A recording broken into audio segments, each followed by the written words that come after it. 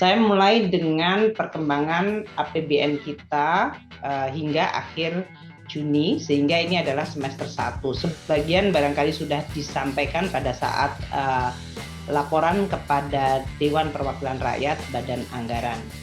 Kinerja APBN semester 1 tahun 2023 tetap solid dan baik. Kita lihat pendapatan negara mencapai 1.407,9 triliun, atau ini artinya 57,2% dari total target pendapatan negara tahun ini.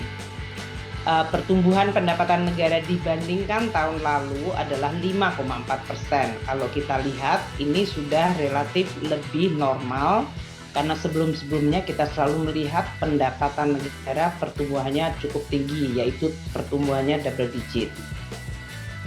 Dari sisi belanja negara telah terbelanjakan 1.255,7 triliun atau 41% dari target APBN tahun ini.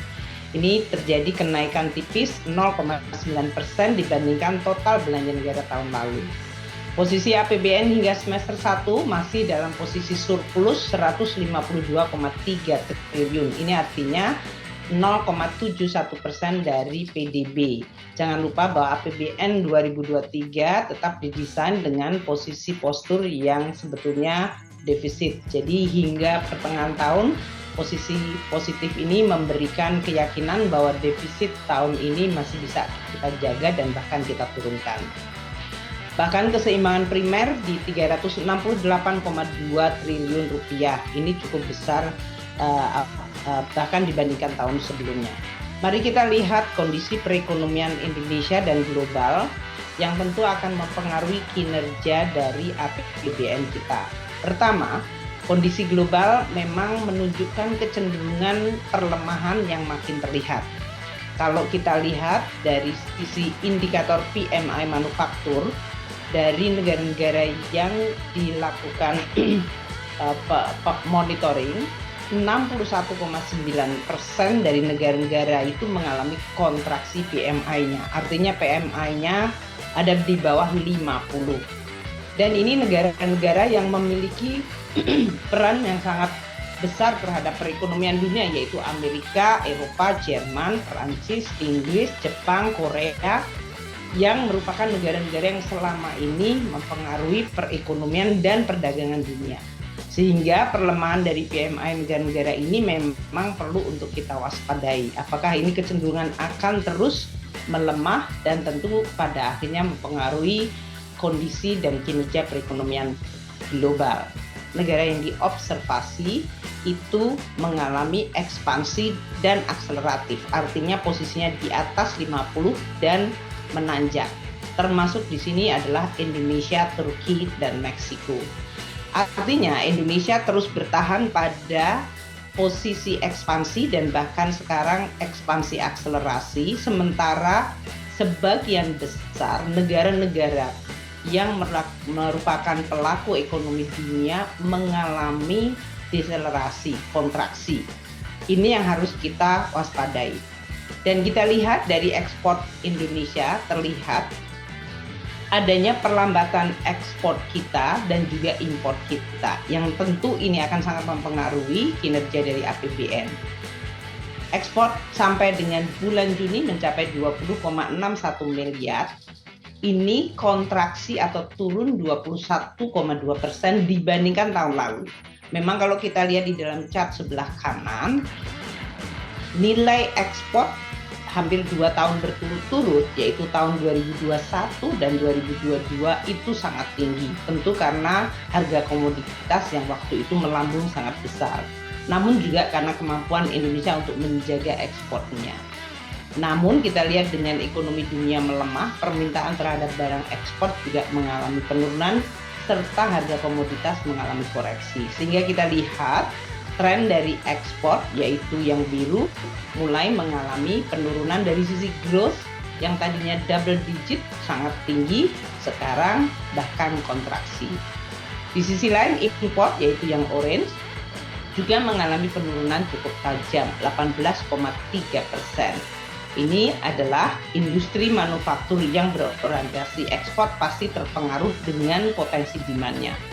Kita lihat neraca perdagangan kita, yaitu sampai dengan Juni mengalami surplus, tetap surplus meskipun ekspor dan impor dua-duanya kontraksi. Level atau tingkat ekspor lebih tinggi dari tingkat impor, sehingga neraca perdagangan ekspor dikurangi impor untuk barang mencapai surplus 3,45 miliar US dollar untuk bulan Juni saja. Secara akumulasi Januari hingga Juni, neraca perdagangan Indonesia mengalami surplus 19,93 miliar US dollar. Ini adalah sebuah prestasi karena kalau kita lihat 38 bulan berturut-turut, neraca perdagangan kita tetap terjaga surplus. Dan ini mempengaruhi penguatan dari sektor neraca pembayaran atau external balance kita. Dari sisi domestik, kalau kita lihat faktor permintaan dalam negeri masih bisa terlihat optimisme yang cukup mengembirakan. Masyarakat dari sisi optimismenya masih terjaga tinggi, indeksnya di 127. Kalau kita lihat mereka yang belanja menggunakan kartu kredit yang diukur oleh Mandiri Spending Index terjaga di 156. Ini sangat tinggi dibandingkan baseline 100. Dan indeks penjualan real tumbuh tinggi yaitu 8% pada bulan Juni. Ini yang memberikan suatu keyakinan bahwa konsumsi, paling tidak kita lihat yang tercapture dari beberapa indikator ini masih akan terekam kuat hingga bulan Juni.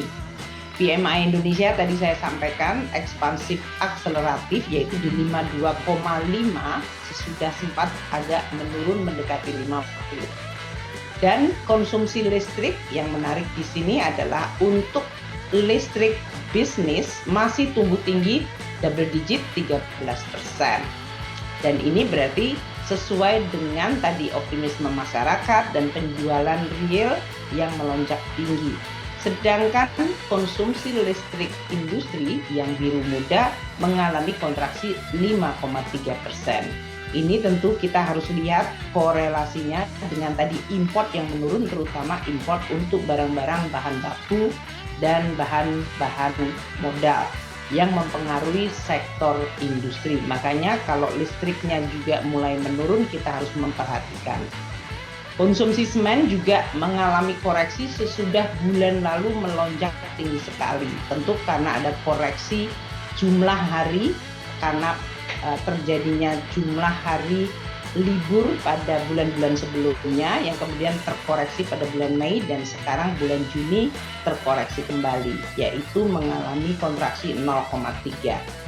Inilah yang masih kita lihat. Di satu sisi optimisme yang memberikan kita keyakinan hingga kuartal kedua, nampaknya berbagai indikator Indonesia masih cukup positif, namun tanda-tanda terjadinya rembesan dari perlemahan global sudah mulai terlihat dari beberapa indikator kita.